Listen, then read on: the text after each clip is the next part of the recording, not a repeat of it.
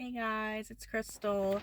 I'm coming at you from Zone 8B in the Pacific Northwest, and my partner and we are going on a road trip today, so this is a vlog video.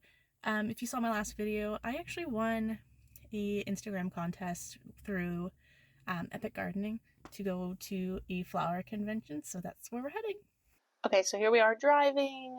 This is across the border now. It didn't feel necessary to film so close to home because it wasn't interesting.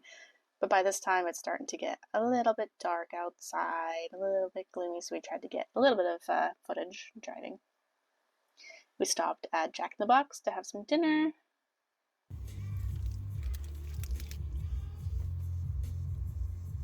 I feel like you're pulling my hair. Are you eating my hair right now? Am I?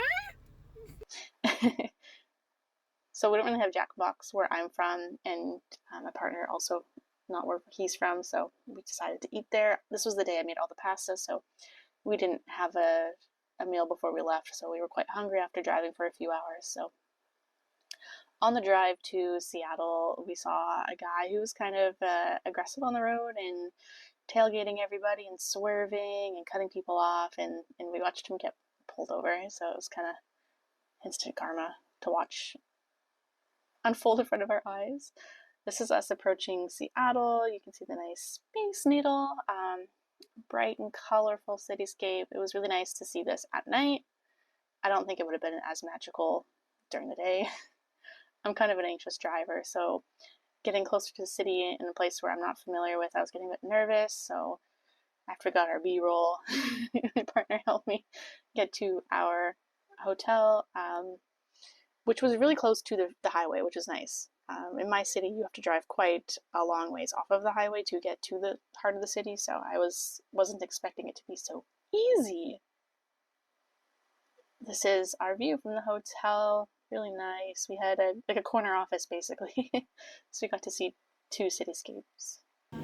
This is breakfast before the convention. This is not the Pike Place Starbucks. And then once we got to the convention, we got to see lots of fun stuff, outdoor patio furniture and fountains, waterfalls, flowers, and just lots of interesting architectural pieces. Yeah, it was just really interesting to see all these different companies put on their own little displays, because yeah, they had the opportunity to be so unique and showcase their abilities.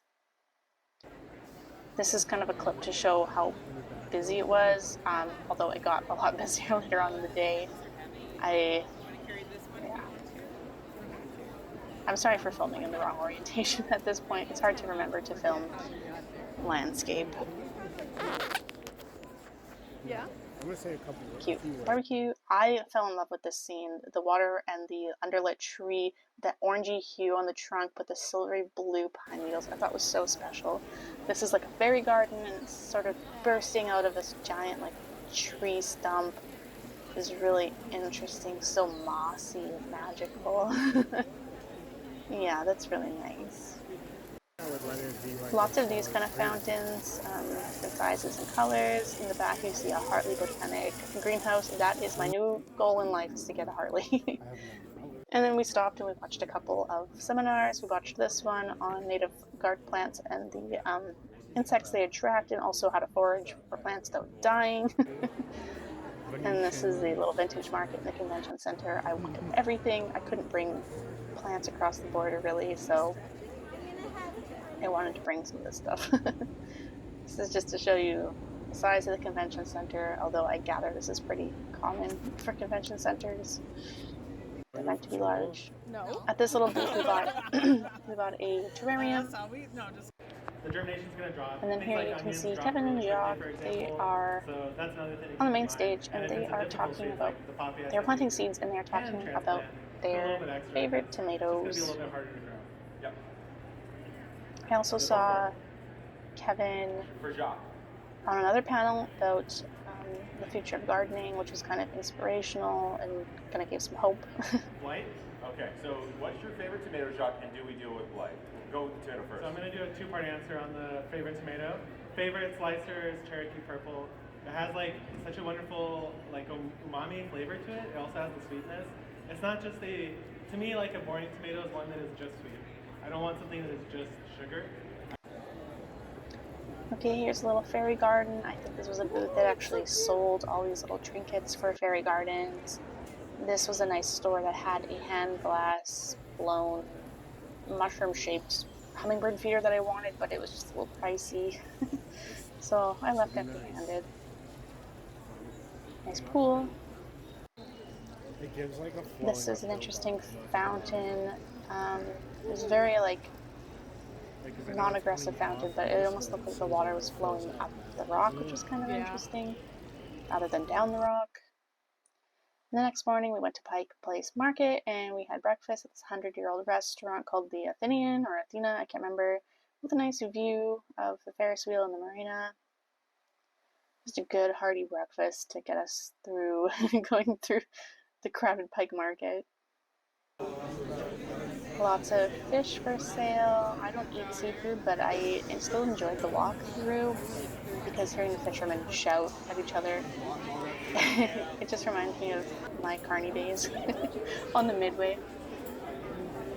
It's kind of fun. This was a cute spice market, and I just like the colorful labels they have on the jars. My pantry is quite plain and labelless, so it's refreshing art. I like to appreciate that. Yeah, lots of vendors in Pike Market. There's art, there's t-shirts, jewelry, food, fish. We even went to this really cute like kitchen knickknack store. I almost bought a Danish dough whisk, but decided against it. We're going down the stairs here to check out the gum wall. Um, I think this is gross. I'm not a fan of this. Um, yeah, just thinking about how much saliva has been on this wall is kind of grody. But it's interesting to see. To say you've seen it up close, it makes the walls so colorful, but from a distance you can see it just kind of makes it look beige and dirty. Heal the earth by covering it with gum. And we found a cute little bar that had a drag show or something going on. It sounded like a party in there. Nice vegetable vendors. And yeah, I wanted to go home at this point. I was tired, so we were headed now to Pike Place Market and we were going to start driving home.